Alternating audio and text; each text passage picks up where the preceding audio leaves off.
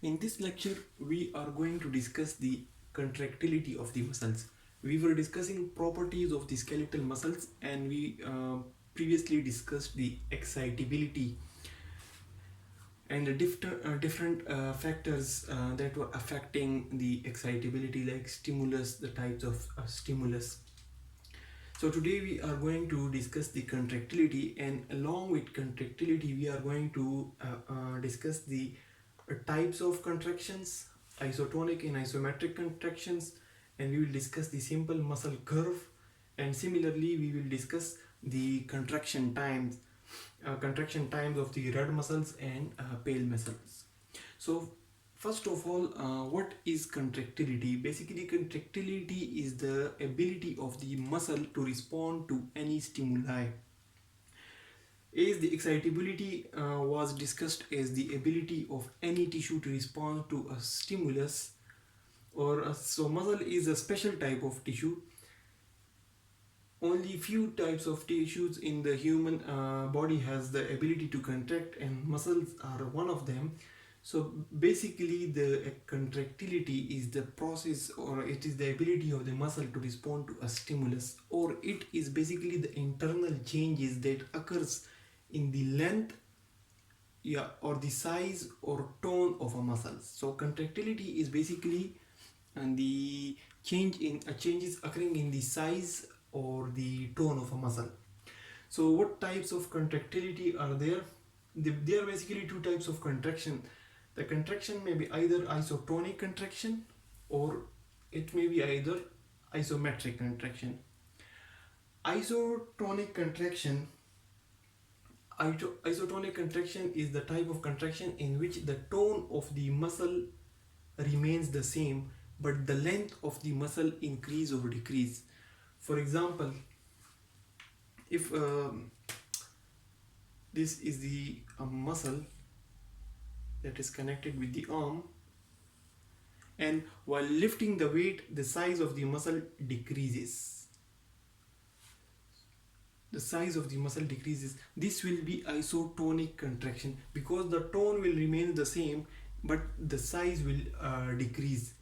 So the most common example is the human arm. When we lift something or we flex our arm, the size of the biceps, they decrease. The tone of the biceps, they remain the same, but the size of the biceps decrease. So that is basically isotonic contraction, because the tone remains the same. Iso is the same, tonic is for tone. So same tone but decrease in length of the muscle or size of the muscle. Then the second type of contraction is isometric contraction. Isometric contraction is the type of contraction in which the size remains the same, but the tone increase, or the tone of the muscle increase. So for example, if I am putting something on my hand, and this, for example, this is some weight, and this is putting some pressure on my hand. The size of my hand is not the muscles in my hand are not increasing or decreasing in size, but it is definitely getting tense. If I put more weight, if I put more and more weight will apply more pressure. The size of my muscles remains the same, but the tone in them, the pressure in them increases, and that is basically the isometric contraction, where the length or the size remains the same, isometric, but the tone increases. So these are basically two types of contraction. The contraction of a muscle can be plotted with the help of a graph, and that is known this there are a lot of types of graphs, but this is basically the simple muscle curve or simple muscle graph, which will show basic steps or basic properties of a contraction. So before going towards the contraction simple muscle curve, we will shortly discuss the contraction times as well. So contraction time is also very important, because all types of muscles, they do not contract with the similar speed. some muscles contract rapidly, or and some of them contract slowly. For example, the muscles the muscles which are present in the neck and back, they contract slowly, but the muscles in the hand, they contract rapidly. So why they are doing so? What is the mechanism? The mechanism is that the contraction in the slow type of muscles, they occur basically, the slow contraction basically occurs in red muscles. Red muscles are the type of muscles, for example, the muscles of the back or neck, they are more red in color due to a high amount of myoglobin. And the type of muscle fiber in them is type 1 muscle fiber. So type 1 muscle fibers, they are basically slow fibers, and they are present more in number in the red muscles, and their contraction time is very slow. And these muscles are specifically present in the neck and back. Most of the muscles in the human body, they have both type 1 and type 2 fibers, but some of them has more type 2 fibers, some has more type 1. The contraction time of pale muscles, which are basically present in the human arm, or muscles of the eyes, ocular muscles, their contraction time is very rapid. They contract very rapidly, and they are having their appearance is pale. They are known as pale muscles because they have less amount of myoglobin, and they do not appear very much red. And the other characteristic is they have type 2 fibers. So the type 2 fibers, they contract basically rapidly. The diameter of type 2 fibers is very large, while the diameter of type 1 fibers is small. So small fibers contract slowly, and they are present in the red muscles, and their contraction time is very large, and they contract slowly. While the pale muscles have type 2 fibers, the type 2 fibers are thick fibers, they contract fastly, and they contribute towards fast contraction, rapid contraction, and they are mostly present in the human arms and eyes. Now coming towards the simple muscle curve, which will show some basic points of contraction. These curves are basically drawn when muscles are taken for experiments from a frog mostly. The muscle is basically hanged.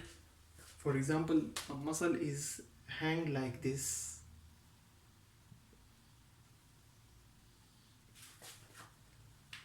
A pointer is taken, and then stimulus is applied here. If the muscle contracts or relaxes, this pointer will move like this. This pointer will move like this, and this graph will be drawn. So after giving strong contractions and then slowly releasing the strength of stimulus, of a lot of points are plotted, and they are they are combined together to make a proper graph. And that's basically after applying stimulus to the muscles taken from animals like frogs.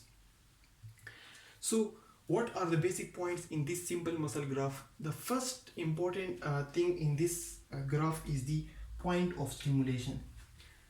For example, this is the baseline. The muscle is like present here, it is just hanging here, and a stimulus is applied. So that point on the graph when the stimulus has been applied is known as the point of stimulus. Then when the stimulus has been applied, the muscles will not contract. The muscles will not contract, rather it will take some time. That time will be known as latent period, LP. So this is the difference between the duration between the application of stimulus and then that leading to the contraction. That difference is known as the latent period.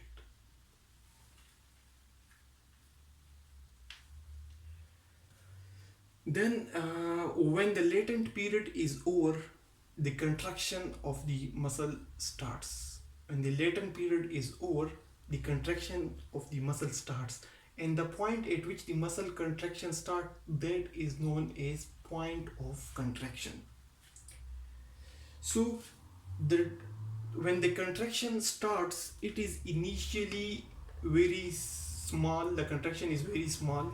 This is basically the graph. This contraction graph is slowly moving like this. So initially the contraction is small, so the graph is here. When the contraction increases, the graph increases. When the contraction decreases, the graph comes down. So it is like this. Stimulus is being applied here and the graph is being drawn like this. So when the stimulus is applied, that is known as the point of stimulation. Then there is a lag period, small amount of period in which nothing is occurred, and then there is contraction is started. That is known as the point of contraction. When the contraction has reached its maximal point, that maximum point is known as point of maximal contraction. Point of maximal contraction. This is the point when maximum contraction has occurred. If this was the muscle, it has maximally contracted, like for example, it has maximally contracted like this. It has decreased in size. So this is the maximum point of contraction. Once the maximum point of contraction has been reached, then relaxation starts. And when relaxation starts, it ends at a point that is known as point of maximum relaxation. In between these three parts, in between the point of contraction, point of maximum contraction and point of maximum relaxation, we have two basic parts. One point is contraction period and the other relaxation period. When the muscle is contracting and the graph is increasing till that point, this period is known as the contraction period. And when the muscle has maximally contracted and it then starts relaxing, and it starts relaxing till it has reached the minimum level, that is known as the relaxation period. So it is a very simple topic. Then in the next topic, in the next lecture, we will basically discuss the different type of factors that affect the force of contraction. This contraction can occur forcefully or slowly. Then there are a lot of factors that will be discussed. But to summarize today's lecture, regarding the contractility of the muscle, there are two types of contraction. In isotonic contraction, the tone is the same, but the size of the muscle decreases. For example, the biceps or the movement of the arm. In the isometric contraction, the muscles size of the muscle remains the same, but when we put a lot of weight on the muscles, this weight is putting a lot of tension, and due to it, tension increases, strength increases, but the size of muscle remains the same. This contraction can be plotted with the help of simple curve. And on the curve, when the stimulus is applied, that point is known as point of stimulus. And when there is a delay between the application of the stimulus and start of contraction, that period is known as lag period. When the contraction starts, that point at which contraction starts is known as point of contraction. When contraction has reached maximum level, that is known as point of maximum contraction. And when contraction has finished and the muscle has relaxed completely, that point is known as point of maximum relaxation. The period in which the muscle is contracting is known as contraction period, and when the period between where the muscle is relaxing is known as the relaxation period. These graphs or these experiments are necessary basically to assess the quality of the muscle and differentiate the normal muscle from abnormal muscle, to differentiate different types of diseases, which will be discussed in pathology and medicine. Then regarding the contraction time, there are two types of contraction regarding the time.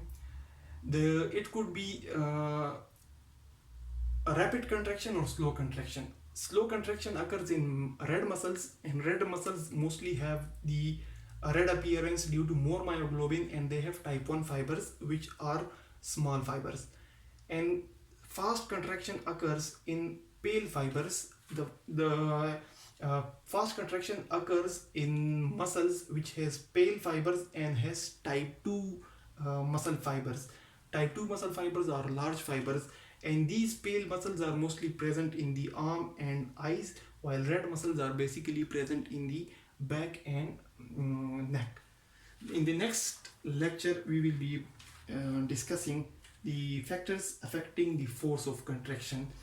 Till then, if there is any query, you can ask in the comments. Thanks a lot for watching the lecture.